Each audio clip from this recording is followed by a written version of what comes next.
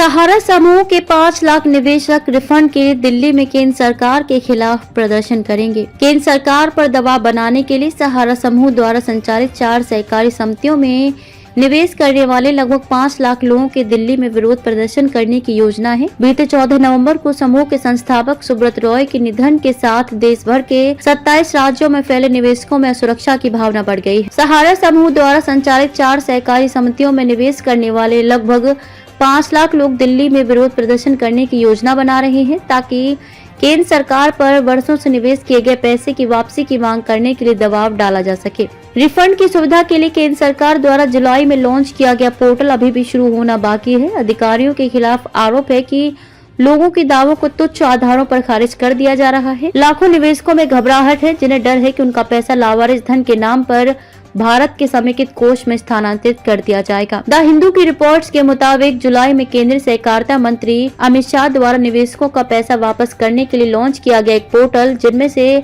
अधिकांश 26 राज्यों के ग्रामीण और अर्ध शहरी क्षेत्रों से हैं। अस्वीकृति की कई शिकायतों के साथ आगे बढ़ने में विफल रहा है। सहारा निवेशकों का प्रतिनिधित्व करने वाली एक पंजीकृत संस्था के अध्यक्ष अभय देव शुक्ला ने 22 नवंबर को कहा कि सहारा समूह के संस्थापक सुब्रत रॉय की मृत्यु के बाद लोगों में ये डर है कि दावा न किया गया धन भारत की संचित कोष में वापस आ जाएगा। रॉय का लंबी बीमारी के बाद 14 नवंबर को मुंबई में निधन हो गया। वे और उनकी कंपनी एजेंसियों द्वारा कई जांच का सामना कर रहे हैं। रिपोर्ट के अनुसार अभय देव शुक्ला ने पहले कहा था कि इस तरह के पोर्टल के पीछे का असली इरादा रॉय को उनके खिलाफ कई कानूनी मामलों से बचने का रास्ता देना है। उन्होंने निवेश के मूल्य की परवाह किए बिना रिफंड की सीमा 10,000 रूपए तय करने के पीछे के तर्क पर सवाल उठाया था। उन्होंने आरोप लगाया कि उनकी पत्नी को छोड़कर परिवार का कोई भी सदस्य भारत में नहीं है। हमें अपना पैसा कैसे वापस मिलेगा? केंद्र सरकार द्वारा शुरू किया गया पोर्टल केवल लोगों को गुमराह करने के लिए था।